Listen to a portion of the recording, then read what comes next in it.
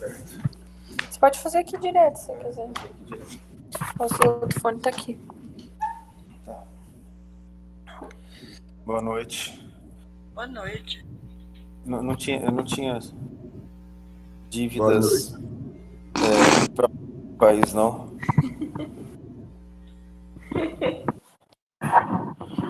Eu saí do país para estudar mesmo.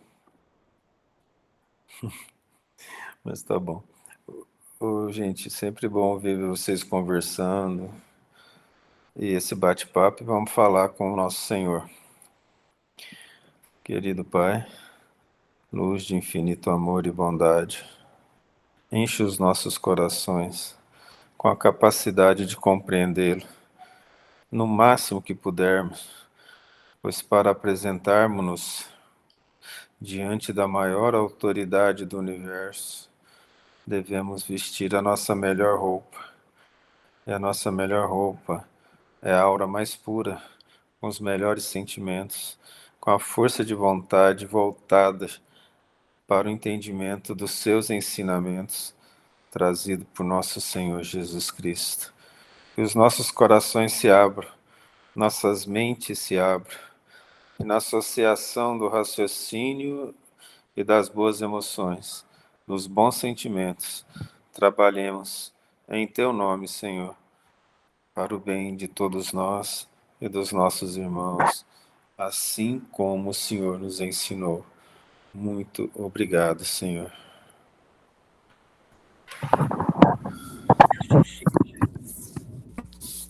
Muito obrigada, Thales. Companhia. Gente, então a gente tá no capítulo 7, que é sobre a queda do Otávio. Dona Maria Zélia está começando o estudo conosco hoje, mas ela já tem tantos anos que ela já deve ter lido várias vezes esse livro, né, Dona Maria Zélia? Só para continuar a piadinha do Thales. Então, o Otávio, ele está explicando para o André Luiz, também para os outros espíritos que estavam ali no centro de mensageiros, como que foi a queda da última encarnação dele. E aí a gente estava conversando bastante sobre a questão dos planejamentos que são feitos no plano reencarnatório, mas que eles são muito maleáveis e existem várias reorganizações durante a nossa vida. Isso acaba acontecendo por causa das nossas escolhas. Então, o que a gente comentou é que é claro que, assim, existe coisas que a gente tem que passar na vida. Só que, dependendo da situação que a gente se coloca, muitas vezes isso exige que novos planejamentos sejam feitos devido à mudança do nosso comportamento. Muitas vezes a gente era para ter feito determinadas decisões, ter tido seriedade com determinados assuntos e a gente não tem. Aí, nesse momento, ocorrem reuniões do plano espiritual, com ou sem a nossa presença, dependendo do nosso estado espiritual. E a nossa vida ela acaba sendo reorganizada. Às vezes, casamentos são desfeitos, ou casamentos são refeitos, situações que a família precisava passar. Muitas vezes, às vezes, não conseguem passar, ou situações que deveriam ter tido alguns resgates, isso acaba ficando prejudicado, dependendo do tipo de queda que a pessoa tem. Então, essa história do Otávio, ela é muito, muito boa para a gente entender como que a nossa vida, ela na verdade, ela é uma continuação de tarefas. Então, são tarefas que a gente precisa fazer, são continuações de resgates que nós precisamos fazer. E dependendo do nosso estado, a gente consegue atrasar muito a nossa reencarnação e as nossas próximas reencarnações.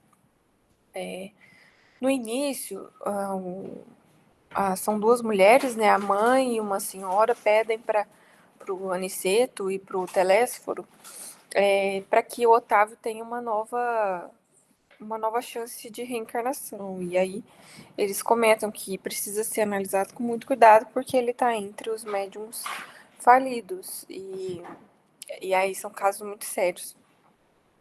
Como a gente comentou que existe muita que a maioria das pessoas elas falem nesses processos reencarnatórios. Então, quando a gente prestar bastante atenção nessa história, a gente vai conseguir pegar muito de crescimento e aprendizado até para a nossa vida.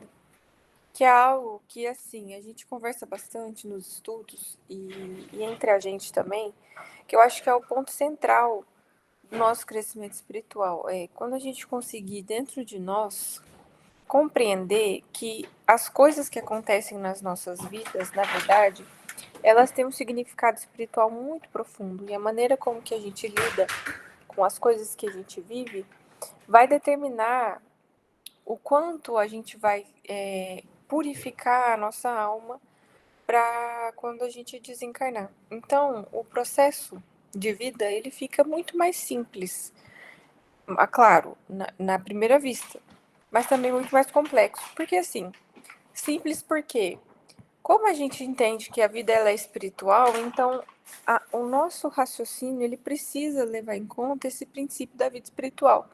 Para nós ela é uma realidade, a vida espiritual existe.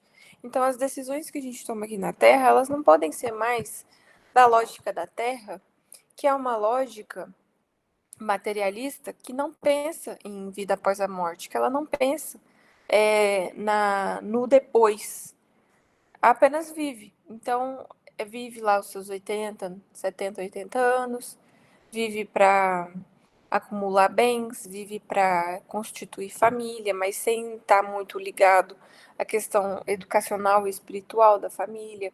Vive para se encher, né, de muitas vezes poder ou situações favoráveis socialmente, mas não tem aquele pensamento assim: nossa, se eu estiver fazendo isso, eu vou estar aumentando meu egoísmo, isso vai ser ruim para minha vida espiritual. É, a sociedade hoje ela não tem esse pensamento. E a gente consegue perceber o quanto que é difícil quando a gente toma uma decisão como base a vida espiritual, e essa decisão, a gente explana essa decisão para as pessoas pensam, mas como assim? Como assim você vai se, se importar com a vida do outro desse jeito, né? Como assim você vai ajudar a pessoa desse jeito? Colocar dentro dessa casa. É... Oi? É. Aconteceu essa semana, a gente comentando de um assunto complexo, né? Moral, de uma outra família, de uma outra situação que a gente estava ajudando, né? E preocupados, assim, e atentos, porque era uma situação complexa, espiritual complexa, e a pessoa falou assim, mas como assim vocês se importam tanto assim com a vida da outra pessoa? Mostrando assim que a vida da sociedade ela é uma vida essencialmente egoísta. Toda vez que a gente coloca assim uma questão assim que leva mais em conta a vida espiritual, a gente recebe estranheza e raiva das pessoas, né? A gente recebe incompreensão. Então, a vida fica simples no sentido assim, se a vida espiritual ela é o que faz sentido para mim, então as minhas decisões elas ficam muito simples. Eu não vou precisar ficar gastando energia buscando acumular bens, buscando ter coisas, sendo que eu não vou levar isso depois que morrer. Então eu posso acalmar e a vida fica simples. As decisões elas ficam mais na essência. Esse conforto vai fazer bem porque vai me permitir descansar e com isso eu vou fazer trabalhos melhores. Tudo bem, a gente não está dizendo de um voto de pobreza, de algo que seja assim, nossa, você não pode ter coisas, não é isso. Mas não vai, isso acaba tolhendo aquele nosso pensamento de acumular coisas, de acumular situações, né? Ou a gente também começa a tentar educar os nossos apetites, né? O nosso apetite de comida, os nossos apetites por gostos, porque quando a gente morrer, a gente não vai ter isso, a gente não vai comer mais. Então, se a gente está aqui vivendo e a gente está tentando aprender a viver, a submeter o nosso corpo a condições mais sublimadas, a gente vai conseguir morrer melhor. Isso é trabalhar para a vida espiritual, que é a vida eterna. Mas a vida fica muito mais complexa, porque as decisões, elas passam a ser decisões que precisam envolver várias variáveis, um número imenso de variáveis, de situações que envolvem as outras pessoas, situações que a gente tem que sempre pôr como base o que Jesus nos deixou de ensinamento, o que Jesus nos colocou como a base das decisões. O que eu vou fazer, eu gostaria que seria feito comigo. O que eu vou fazer, ele invade o limite da outra pessoa, então eu não deveria fazer, né? O que eu vou fazer, ele me aproxima de um amor para os irmãos, de amor de amar aos nossos irmãos como a mim mesmo. Então, sim, essa é uma decisão certa. E aí tudo isso envolve esse planejamento reencarnatório, porque quando a gente começa a conseguir fazer essas pequenas mudanças no dia a dia, nas mínimas coisas, né, que eu e o Thales estava conversando sobre isso ontem, aí o planejamento reencarnatório ele vai ficando mais perto do original e fica mais fácil da gente conquistar aquilo que a gente veio fazer, porque quando a gente está no plano espiritual, a gente se prepara para viver uma vida aqui encarnado mais próximo de Jesus. Ninguém tem um planejamento reencarnatório. Eu vou viver para curtir essa vida aqui na Terra, para seguir os meus ímpetos sem trabalhar para minha melhoria espiritual, e é isso mesmo. Não existe um planejamento desse. O planejamento eu vou vir com minha família, que apesar de amar, eu tenho débitos do passado. Eu vou vir com situações complexas de resgate que eu vou precisar passar por necessidade, ou eu vou precisar de passar por situações de humilhação, porque eu já humilhei muitos outros, e eu vou precisar passar isso com o coração ligado a Deus. Então, se vê que quando a gente está no plano na vida espiritual, a gente planeja e a gente acredita que a gente vai conseguir fazer isso. E aí, a nossa tarefa aqui na Terra é a gente conseguir fazer isso. E a gente se esforçar para fazer isso. É muito difícil fazer, e como o próprio livro dos Mensageiros colocou nos capítulos passados, é muito difícil que isso seja feito com 100% de acerto aqui na Terra. Raros são os que triunfam claramente as suas missões. E pouquíssimos são aqueles que conseguem completar em maior ou menor parte. Mas mais de 80% falham. E aí, nisso ele estava dizendo nas tarefas de mediunidade e de trabalho religioso. Mas a gente pode estabelecer para todos os tipos de situações reencarnatórias que são planejadas, né, que não são compulsórias, que a situação ela é um pouco mais diferente, né. Então, o Otávio, ele foi um espírito que fez muito mal para várias pessoas na vida passada, e a gente já tinha comentado que os principais motivos da queda foi ambição material e sexualidade. E aí ele recebeu o auxílio de 6 entidades do nosso lar que adotaram ele, e adotaram ele no sentido espiritual. Ajudaram ele a se reerguer, deram condições para ele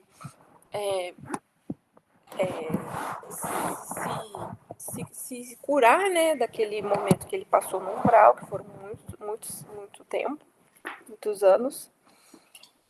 E advogaram por ele ali com os ministros do nosso lar. Então, ele ficou muito devedor dessas 6 entidades, desses 6 espíritos, por causa do devotamento que eles tiveram com ele, inclusive, assim, defendendo ele, obrigada, perante os missionários, perante os ministros, no sentido, olha, dá uma chance para ele, né, ajude a gente a ajudar ele também, né. Então ele foi para essa reencarnação e ele teria que passar por dificuldades na vida de adolescência, já logo cedo, passar por traumas e situações que iam fazer ele se aproximar de Deus, e ele já teria manifestações mediúnicas desde a adolescência.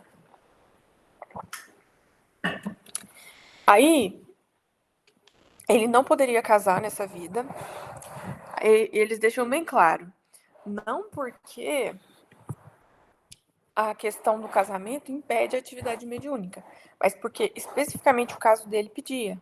Ele teria que ser uma pessoa que seria casta nessa vida e que não teria envolvimento sexual com as pessoas.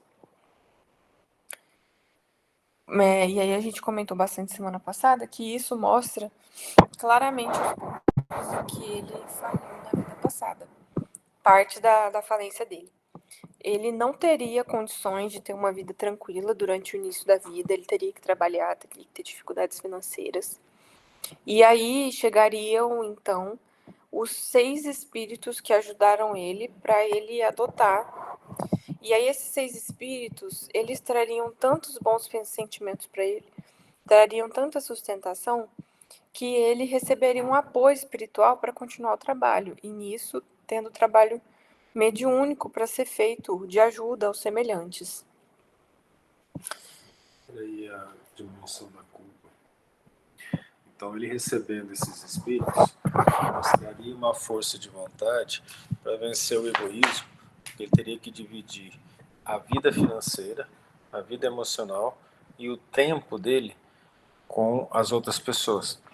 Fazendo isso, ele daria um passo a mais no entendimento da vida espiritual, mostraria desprendimento, sacrifício, sacrificar seu tempo, sacrificar a parte financeira, comer com a mesa menos lauta, comer menos, vamos dizer, coisas gostosas, mas comer coisas que sustentassem, mais simples, menos gasto consigo mesmo e mais gasto com as outras pessoas. E esse sacrifício dele o colocaria em contato com os espíritos superiores que olhariam para ele com mais amor e dariam mais atenção à tarefa dele. Negando isso, ele retorna ao passado, não dá o passo necessário e, evidentemente, a culpa nos leva a viver os erros do passado. E a gente quase repete a outra encarnação em termos de sentimentos, pensamentos, egoísmo, maldade, os mesmos erros, os mesmos pendores que são aumentados pelos obsessores que nos conhecem e que muitos são nossos amigos, que dividiram conosco esse tipo de comportamento no passado. Sim, e aí o que acontece? Se ele passasse por tudo isso, quando chegasse no final da vida, ele ia receber condições materiais de viver uma velhice confortável financeiramente, né? Então era só ele ter muito esforço e tudo. E aí o que a gente estava comentando é que então começou a vida dele. Oi? Ah, peraí que ele vai falar, mas vem pra falar, senão não escuto. A Maria falou assim, que ele teria uma vida financeira sobre a terra. Uhum. Eu sou o Senhor teu Deus que te tirou do Egito, da casa de servidão, não tereis outro Deus estrangeiro. Primeiro mandamento. Mandamento: honrai vosso pai e vossa mãe. Honra vosso pai e vossa mãe, para terdes uma dilatada vida sobre a terra que o Senhor teu Deus te dará. Veja que foi prometido para ele dinheiro. Ou seja, aquilo que você gosta tanto, você vai receber. Vamos te dar esse carinho, mas depois que você mostrar que merece. Por que eu citei esses 2 mandamentos? Se ele ama a Deus e se ele ama os pais, com certeza, essa boa mãe dele que estava lá do lado dele, ele ia dar ouvidos, era encarnado ou desencarnado, e provavelmente ele conseguiria, com humildade, ter melhorado a situação da missão dele. E foi prometido dinheiro. Foi. Porque se ele é um espírito mais evoluído, ele não está preocupado com dinheiro. Ele estaria preocupado em receber as bênçãos espirituais, o carinho e sobreviver bem. Mas foi prometido uma boa condição financeira na velhice. Isso é verdade. E aí, o que o Thales comentou foi exatamente o que aconteceu, né? Ele, logo cedo, com 13 anos, ele perdeu a mãe que era uma companhia espiritual dele, que continua ali no nosso lar e era espírita. Aí ele, então, recebeu uma madrasta, só que aí ele já estava arrogante, petulante, ele já considerava a madrasta como um ser inferior. e que também ela teria o ajudado nessa situação. Aí, aos 15 anos, ele começou a ouvir, né, e a ter as questões da mediunidade. A mãe dele sempre do lado dele, solicitando para ele que ele mudasse, que ele retornasse para o caminho. Ele vivia revoltado, entre queixas e lamentações, e aí mostra pra gente o quanto que a revolta e a indignação descabida, a raiva e a ingratidão perante Deus são corrosivos, né, para nossa situação espiritual, porque quando a gente se liga à revolta, a gente fica cego, né? E aí a gente considera que só a nossa revolta ela tem sentido na vida e a gente não consegue olhar para mais nada. Não consegue nem para receber o apelo daquelas pessoas que nos amam e que nós teríamos uma ligação profunda de coração com elas, né? Aí ele começou a ter, né, situação mediúnica. Os parentes dele conduziram um grupo espírita de excelente orientação evangélica. Então, olha, um grupo espírita protegido, onde ele poderia trabalhar, ajudar, colocar ali a serviço das pessoas que sofrem. Só que ele, na verdade, criticava, negava, considerava que era mentira, alimentava desconfiança. E tudo isso impedia que ele fosse ajudado, mais ajudado em termos espirituais. Aí ele até colocou, olha, os beneméritos amigos do invisível estimulavam ao serviço, mas eu duvidava deles com a minha vaidade doente, mostrando exatamente como que acontecem as quedas quando a gente se liga aos nossos defeitos, à vaidade, à crítica, à revolta, e aí nisso a gente cria então um rastro de destruição em um plano que seria um plano de muita ajuda espiritual. Se ele conseguisse acalmar o coração e se ligar à mãe, como o Thales comentou, com humildade, ele reorganizaria não só essa vida, mas a situação espiritual dele inteira. Porque ele veio já de uma encarnação de muitos erros, de que fez mal para muita gente, e ele recebeu essa reencarnação que, se vocês forem perceber, está bem proporcional ao mal que ele fez. Ele fez muito mal para as pessoas, isso não fica muito claro como foi feito. E ele recebeu então uma encarnação em que ele teria que se esforçar e se sacrificar desde cedo para conseguir trabalhar para os outros, sofrendo as dificuldades de uma encarnação com mediunidade, né, uma mediunidade ostensiva, para que ele então se ajustasse muito bem, né, aquilo que ele errou no passado, de vaidade, de sexualidade mal dirigida, e continuasse então um plano de reencarnações, né, futuras, muito mais equilibrado, muito mais ligado ao bem. E isso tudo aconteceu, acredito, também por apelo das 6 entidades, né? Porque, se vocês forem ver, ele mesmo não tinha mostrado tantas condições meritórias para isso, né?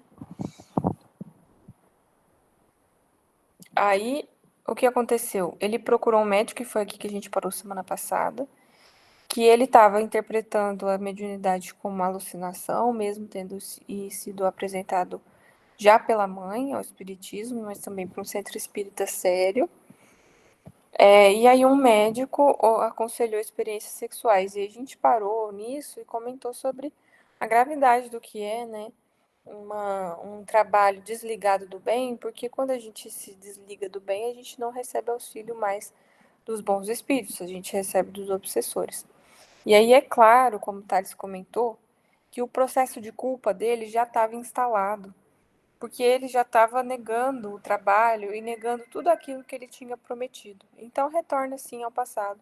E os obsessores que sabem disso colocou claramente um médico que não estava ligado ao bem também e que também faria o que os obsessores pediram, e aqui que aconselhou experiências sexuais para um espírito extremamente devedor nessa área, e que deveria então ficar sem relações durante a vida inteira. Então isso mostrou claramente a pessoa já por si mesma se colocou numa situação de negação e de revolta, o que já trouxe o sentimento de culpa muito forte e facilitou o processo obsessivo, tanto para aumentar a vaidade e a prepotência que ele já tinha, tanto para estimular os ímpetos sexuais que o levaram a machucar muita gente no passado. Tanto que ele deveria trabalhar para reajustar os outros espiritualmente, tanto encarnado quanto desencarnado. Por isso que a gente fala que mediunidade é uma situação de sermos devedores, por isso que somos médiuns, de ser uma situação assim de muita dívida mesmo, porque é preciso então ajudar as pessoas que estão em desequilíbrio espiritual e também físico, mas que precisam então desse auxílio tão direto que é esse auxílio com as questões morais do espírito, né? E aí então ele foi aconselhado a ter experiências sexuais que seriam justamente aquilo que o ligaria mais ainda a aos obsessores que estavam trabalhando para tirar ele dessa encarnação. Mas ele também já estava trabalhando contra o próprio planejamento dele. Nesse momento aqui, se vocês forem ver, em nenhum momento ele mostrou que ele, pelo menos nessa passagem que ele está comentando, né? Mas ele se entregou tanto às vibrações inferiores que ele não chegou nem a titubear nessas decisões, né? Ele foi assim, cada vez mais se colocando nessa posição de revolta e que ele ia fazer o que estava na cabeça dele, que é o que a maioria das pessoas fazem, né? A pessoa, quando ela está em situação difícil, moral, a gente comenta, né? A gente percebe isso, né? A gente até pode tentar ajudar e falar, e muitas vezes até chega momentos em que a pessoa recebe claramente dos bons espíritos avisos muito diretos das falhas dela, do que ela precisa fazer para melhorar. Mas quando a pessoa está nesse estado e ela quer se manter nesse estado, ela se fecha. E ela então acredita que só ela sabe o que é bom para ela. E que só ela sabe da vida dela. E aí começa a criar um sentimento de revolta e não importa nada que alguém falar, a pessoa ela recebe. Então a pessoa ela se fecha, se enclausura, e que não deixa de ser um enclausuramento vibratório, né? E a convivência com os maus espíritos ela fica tão intensa que fica muito difícil sair. Então ele, que já tinha as suas falhas sexuais e de vaidade, e que já estava se entregue para a vaidade, para a crítica desmedida, então a gente vai continuar agora a leitura de onde a gente parou semana passada. Completar então 19 anos, entreguei-me desenfreadamente ao abuso de faculdades sublimes. Desejava conciliar à força o prazer delituoso e o dever espiritual, aliando-me cada vez mais dos ensinos evangélicos que os amigos da esfera superior nos ministravam. Então, olha só, ele não saiu do centro espírita, ele continuou. Ele queria servir a Deus e a Mamon, nesse caso, né? Ele queria continuar uma vida trabalhando lá no centro espírita, mas não escutando as mensagens que ele recebia, ele se aliando, né? Então se vê que foi uma coisa ativa de não prestar atenção naquelas mensagens que falavam ao interior dele e fazendo isso, mantendo uma vida de desregramento sexual desenfreado. Tinha pouco mais de 20 anos quando meu pai foi arrebatado pela morte. Com a triste ocorrência, ficavam na orfandade 6 crianças desfavorecidas, porquanto minha madrasta, ao se consorciar com meu genitor, lhe trouxera para a tutela 3 pequeninos. Aí, olha só, as 6 crianças chegaram para ele. E é claro que estava programado mais ou menos a época que isso aconteceria. Então, vocês enxergam que, assim, O que estava planejado acontecer, aconteceu. As 6 crianças chegaram. Mas ele não se preparou convenientemente. Entende? As decisões dele até esse momento aqui, em que ele receberia um alento espiritual, porque ele, mesmo não se recordando completamente da situação da vida da vida pré-reencarnação, ele sentiria um amor e um carinho por essas crianças que seria muito maior do que ele conseguisse entender. O sentimento de gratidão seria tão forte, porque essas foram os espíritos que o tiraram do umbral e o reergueram espiritualmente, que ele sentiria um dever, assim, de cuidar dessas crianças, de trabalhar e se esforçar delas, que ele teria força para superar todas essas dificuldades, porque foram dificuldades difíceis, né? Perder a mãe, a situação da mediunidade logo cedo, uma mediunidade ostensiva. Mas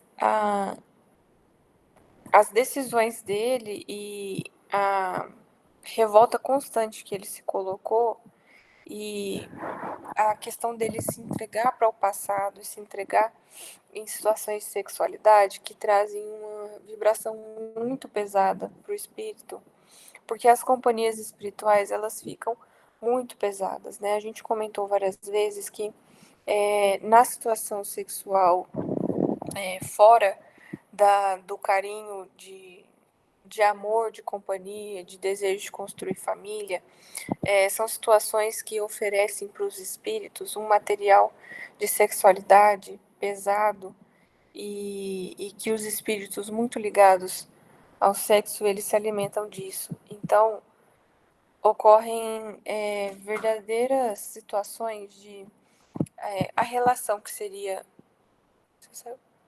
seriam duas pessoas, na verdade, é uma multidão de espíritos que se liga àquilo e se alimenta daquilo. Então, esses principalmente médium, né?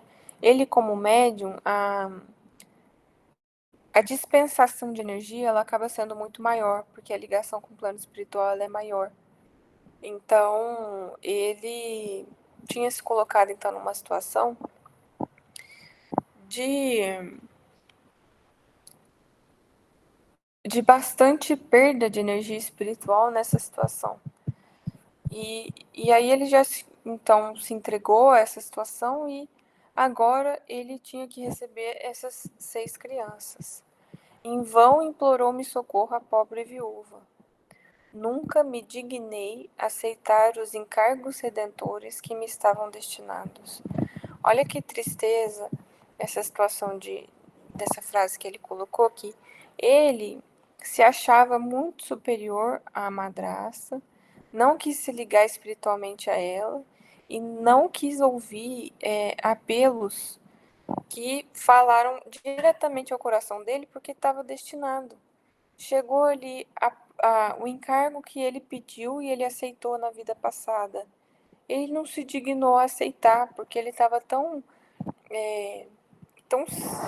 cego, né, pelas próprias decisões de caminho espiritual menos digno, que ele criou uma bola de neve para ele mesmo, né?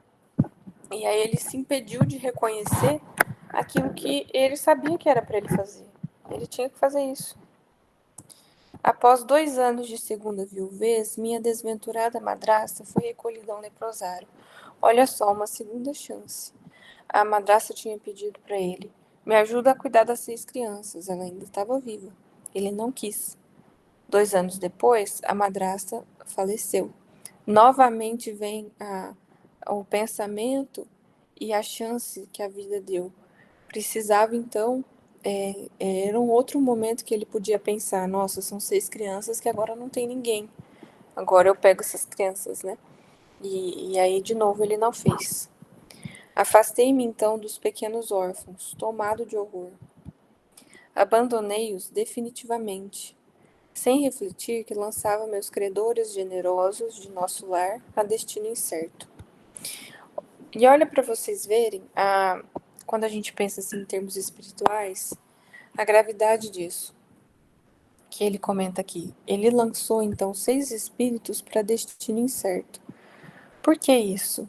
Porque a gente, quando vai reencarnar, todos nós temos dívidas do nosso passado a pagar, todos nós temos situações morais muito complexas, muito profundas nossas.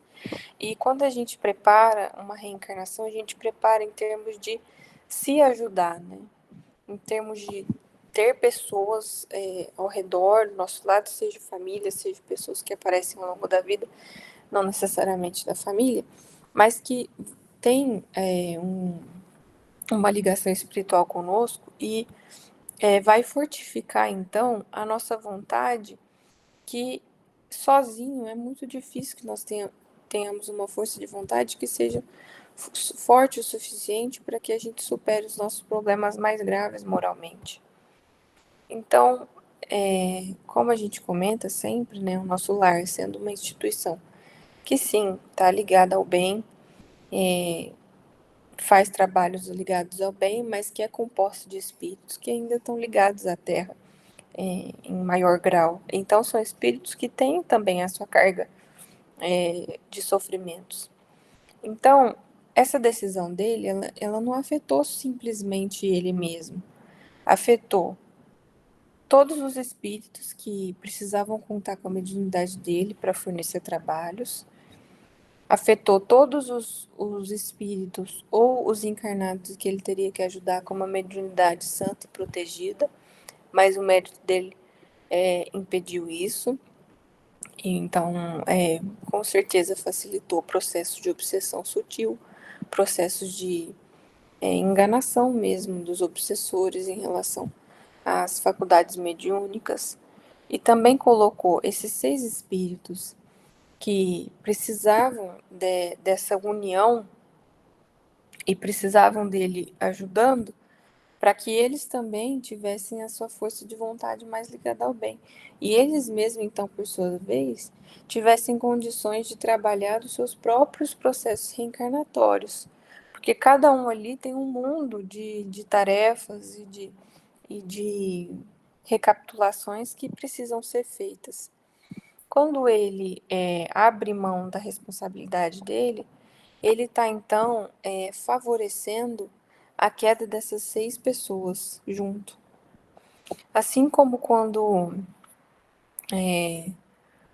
um, uma mãe ou um pai deserta da situação de cuidado dos filhos e também o deixa à mercê de situações complicadas, de vício, de violência, essa mãe e esse pai também trazem para si a responsabilidade de terem tirado da possibilidade de vencimento dos filhos por terem não feito aquilo que era para ter sido feito, né? Então isso acontece. Muitas vezes, é claro que quem cai, o espírito que cai, ele tem responsabilidade sobre a própria queda. Mas os espíritos que estavam próximos e que tinham uma ação direta sobre aquilo e precisavam ajudar, esses espíritos eles também são responsabilizados. Cada um na medida, e essa medida é Deus quem sabe, e também nós também saberemos quando a gente tiver condições de analisar as nossas ações. Então isso mostra que as encarnações, elas são, o Kardec fala muito isso nos livros, que as encarnações, elas são solidárias umas às outras, porque a vida ela é uma continuação. O que a gente viveu no passado tem muito a ver com o que a gente vive nesse presente, e o que a gente vive no presente tem total relação com o que a gente vai viver no futuro. E todas essas pessoas com que nós vivemos e temos nossos problemas, as nossas ligações, ou até mesmo as ligações de apego, de amizade, de apoio espiritual, isso tudo também são solidárias entre umas e outras, né? Muitas vezes a gente passa situações e a gente depende um dos outros, porque se a gente não dependesse, né, aí não teria tanta importância assim lutar contra o egoísmo, né? A grande força para nós lutarmos contra o egoísmo é para a gente entender que Nós precisamos das pessoas e as pessoas precisam de nós. E a gente só vai ser feliz verdadeiramente quando a gente entender que é preciso viver para gerar amor para o outro, gerar tranquilidade para o outro, mais do que para nós, né? Que fazendo assim a gente vai estar entendendo o amor que Deus tem por nós todos, que Ele distribui para os seus filhos igualmente. Em seguida, dando largas à ociosidade, com uma ação menos digna, e fui obrigado a casar-me pela violência. O que ele fez? Que ele está dizendo aqui, né? Ele teve relação com uma moça, né? E a moça engravidou, e naquela época, que era uma época, ele precisava casar com essa moça. Mas, eu não sei se eu posso dizer isso aqui, mas eu acredito que foi uma relação forçada, pelo que ele disse, pela violência e tudo. Mesmo assim, porém, persistiam os chamados do invisível, revelando-me a inesgotável misericórdia do Altíssimo. Olha só, mesmo ele tendo feito tudo isso, ele não tinha. Deus não deixou ele as próprias contas, né? Os espíritos que estavam ligados a ele continuaram chamando ele para os deveres, e ele então teria condições se ele ouvisse, se ele tivesse então enfraquecido os ímpetos dele, meditado, tivesse tido um momento de oração sincera e arrependimento, ele poderia então ter condições de resgatar parte da reencarnação dele. Ele teria muito mais dificuldades, porque aí ele teria que lidar com toda a carga de vibrações que ele acumulou dessa vibração e dessa reencarnação e da outra. Mas ele teria condições, ele receberia ajuda. Ele teria condições de retornar e resgatar, mesmo que de forma parcial. Contudo, à medida que eu olvidava meus deveres, toda tentativa de realização espiritual figurava-se-me mais difícil. Isso acontece com todos nós. E é algo que, por isso que a gente comentou que entender essa queda dele vai fazer muito bem para nossa alma, porque aí a gente entende todos os processos de queda, tanto nossos quanto das pessoas ao nosso redor. Boa noite, Cíntia. Se quiser falar alguma coisa, pode abrir o som, tá?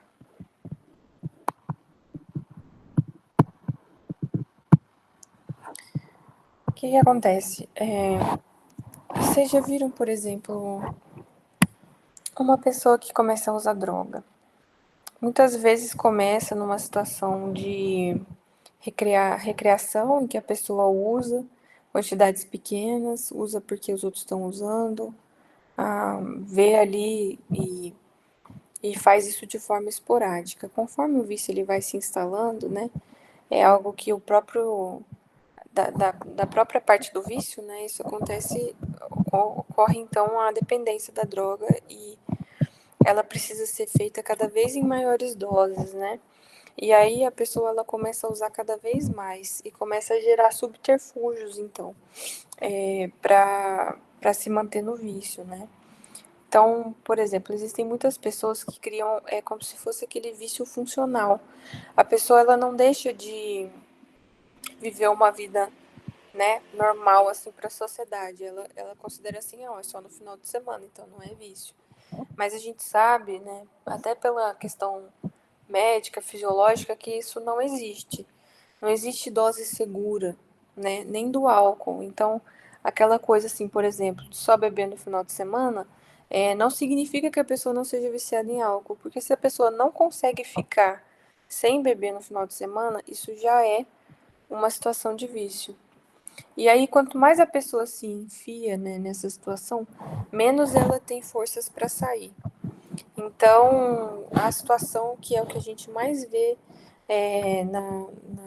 na vida normal e é legalizado, o cigarro.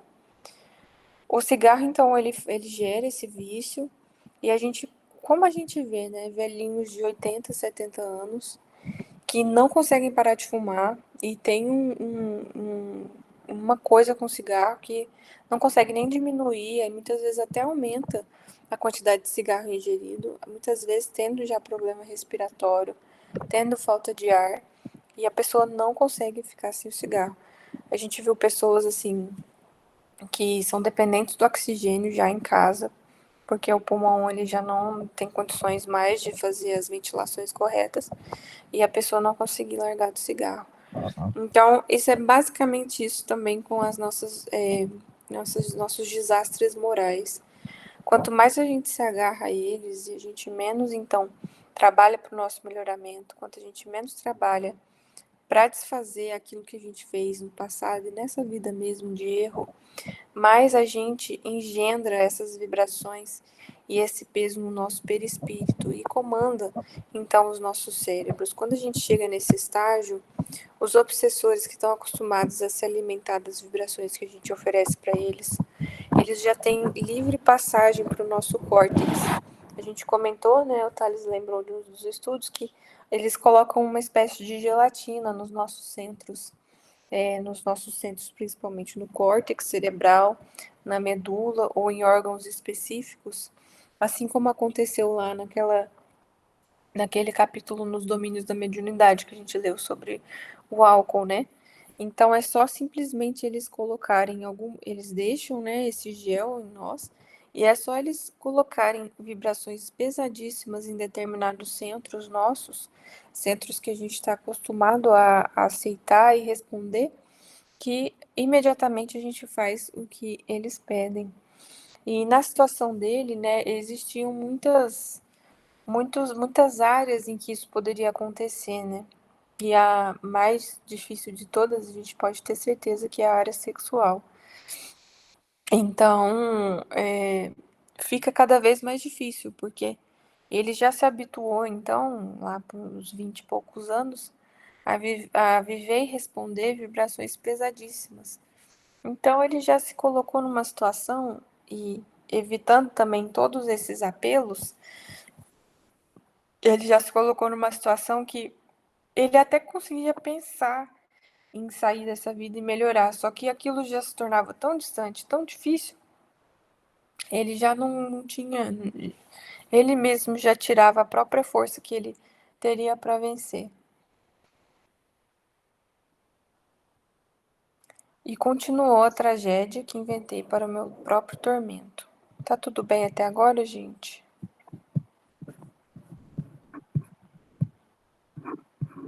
Vou considerar que sim. Sim. A esposa que me ligara, tão somente por apetites inconfessáveis, era criatura muito inferior à minha condição espiritual, e atraiu uma entidade monstruosa em ligação com ela para tomar o papel do meu filho. Releguei à rua 6 carinhosas crianças, cuja convivência concorreria decisivamente para minha segurança moral. Mas a companheira e o filho, ao que me pareceu, incumbiram-se da vingança. Então ele mesmo trouxe para ele um tormento que ele nem sabia que poderia existir, pelo fato dele ter se ligado a vibrações sexuais pesadas. Olha só para vocês entenderem que ele se ligando a vibrações sexuais extremamente pesadas, ele se ligou então a um espírito da mulher que também não só ligado a essas vibrações pesadas, mas também de um plano muito inferior ao dele, que ele então foi aceito no nível do nosso lar, que era um umbral, mas estava ali. Então, se ele foi permitido que ele tivesse no nosso lar, então dentro dele tinham condições espirituais, morais, de estar num lugar como o nosso lar. Ela não. E ela então também nessa situação estava ligada a uma criatura.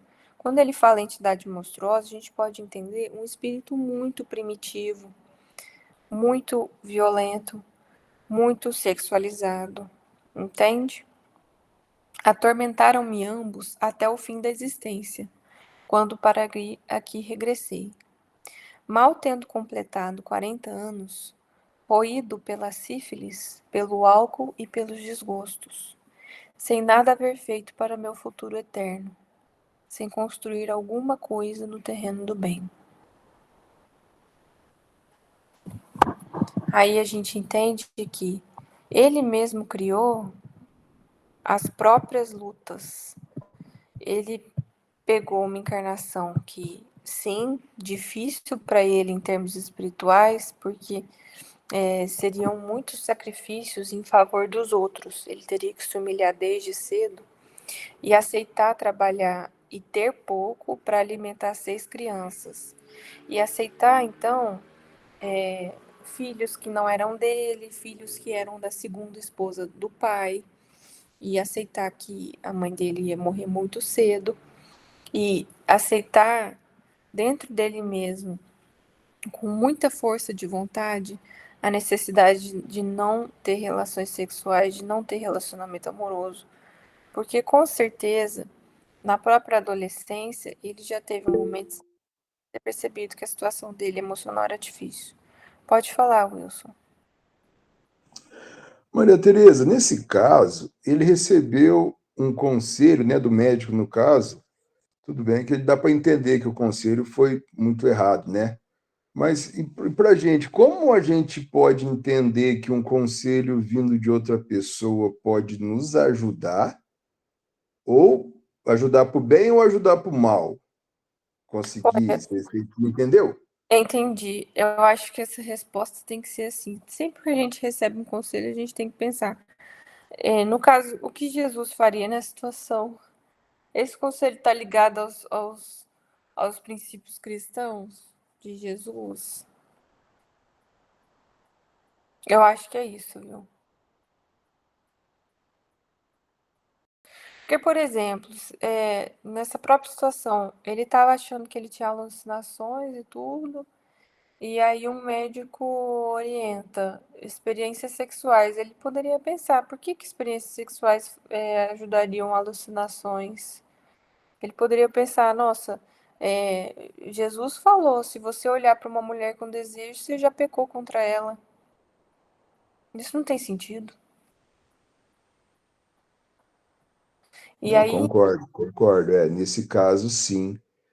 você entende? Aí, por exemplo, É, a gente comenta algo que a gente quer fazer, até essa situação mesmo de ajudar as pessoas, a gente tem que tomar muito cuidado, até para ajudar, né? Parte das nossas discussões aqui é sempre assim, né? Como que a gente vai ajudar as pessoas? Porque muitas vezes, para ajudar, a gente tem que raciocinar muito bem, porque não é simplesmente assim, nossa, eu vou dar uma coisa para a pessoa porque é caridade. Muitas vezes a caridade é não dar, por exemplo, né? E aí isso a gente tem que sempre pensar no que Jesus passou para nós de ensinamento, das vezes que ele ajudou as pessoas, ou das vezes que ele foi sincero e foi duro, das vezes que o ensinamento dele, o ensinamento de Jesus, ele coloca ali, então, toda a situação psicológica nossa, né? E aí a gente consegue sentir também, Wilson, porque a gente tem sensibilidade para isso. Quando uma pessoa vem nos dar um conselho, a gente consegue sentir também, muitas vezes, a vibração que isso está envolvido, ou até mesmo o que faz a gente sentir, né? Porque quando a gente toma uma decisão que está contrário àquilo que o nosso íntimo sabe que é certo, a gente sente. A gente sente na hora. Só que a gente está muito acostumado e a gente foi ensinado a jogar isso para debaixo do tapete e a gente ter vários comportamentos que são, na verdade, comportamentos que são de subterfúgio, né? Para a gente evitar pensar nas situações que fazem a gente mal. Então, muitas vezes, a gente se sente ansioso, está tenso e a gente não sabe por quê. Na verdade, se a gente analisasse dentro de nós, a gente conseguiria ver que essa ansiedade, essa tensão, ela vem de comportamentos que a gente já sabe que são errados, mas a gente está abafando a nossa consciência, né? O que ele mesmo fez, ele abafou a consciência dele o máximo que ele pôde. Olha o que a situação que ele trouxe para a vida dele, simplesmente abafando a própria consciência e negando tudo que ele recebeu de aviso, tanto material de encarnado quanto de desencarnado.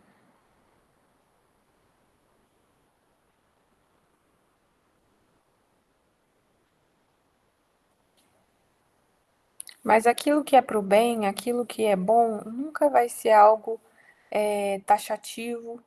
A gente comentou esses dias, nenhum espírito bom vai falar pra gente taxativamente, faça isso pra sua vida melhorar.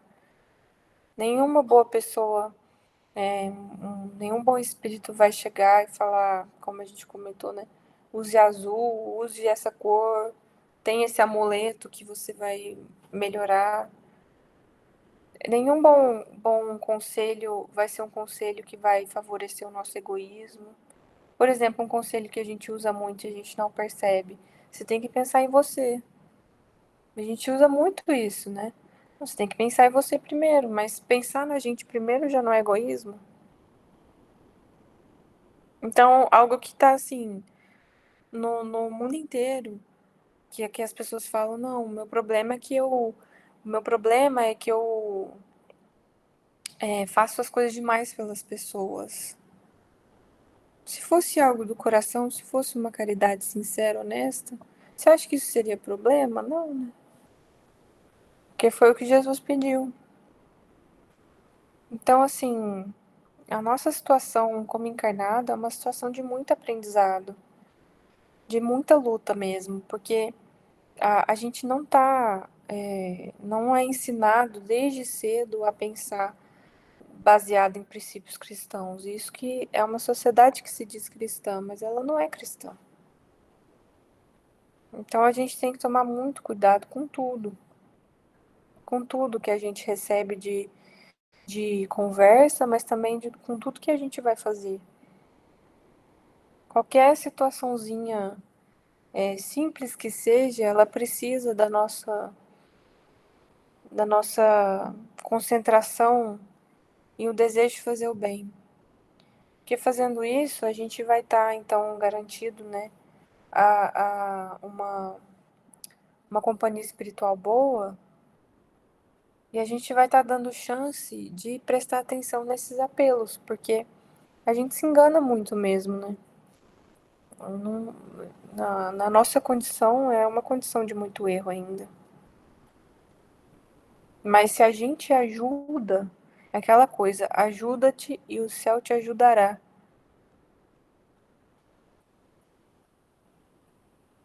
Pedi e dareis, buscai e achareis, batei e se vos abrir-vos-á. Mas o que é esse pedir e achareis? É pedir o caminho de Deus. Pedir a ajuda de Deus, que é a ajuda certa.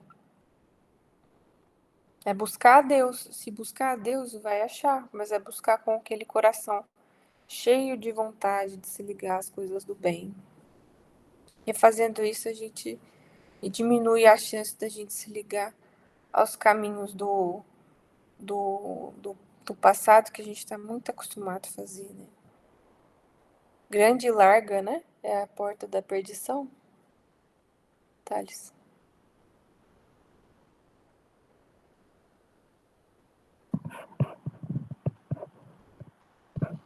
Wilson, faz a oração final para nós. Tá bom?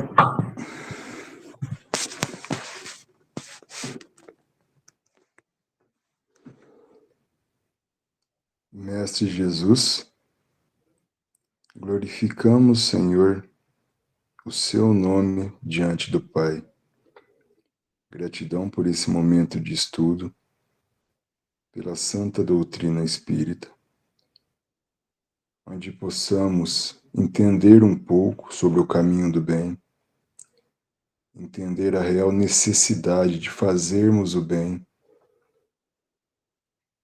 e mesmo quando errarmos, seja na intenção de fazer o bem, uma vez que não queremos mais fazer o mal, não queremos mais os pecados dentro da gente, não queremos as maledicências, mas que por simples ignorância e infantilidade acabamos mesmo assim escorregando, tropeçando na palavra do Senhor.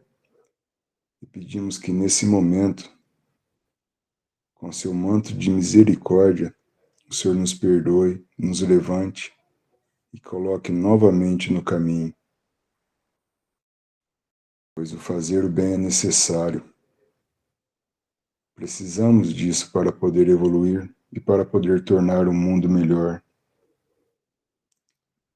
onde tanta maldade, tanto pecado ainda acontece. E queremos, Senhor, simplesmente ser guerreiros do bem contra o mal, para quando tivermos a oportunidade de vos reencontrar, poder ficar diante de Ti com a cabeça erguida, através dos nossos bens feitos aqui na terra e de nossos arrependimentos dos pecados. Gratidão, Senhor, por esse grupo de estudo, gratidão por essas pessoas que perdem seu tempo para abrir nossos olhos e despertar em nós a vontade de fazer o bem e amar sem esperar ser amado. Gratidão, Senhor, que seja feita a vontade do Pai em seu nome. Muito obrigado. Que assim seja. Muito obrigada. Amei, viu, gente? Amei isso tudo. Nós que amamos a sua presença, Dona Marizete. Obrigada, Fale Dilma. por você, Maria Tereza. Boa noite a todos. Boa noite.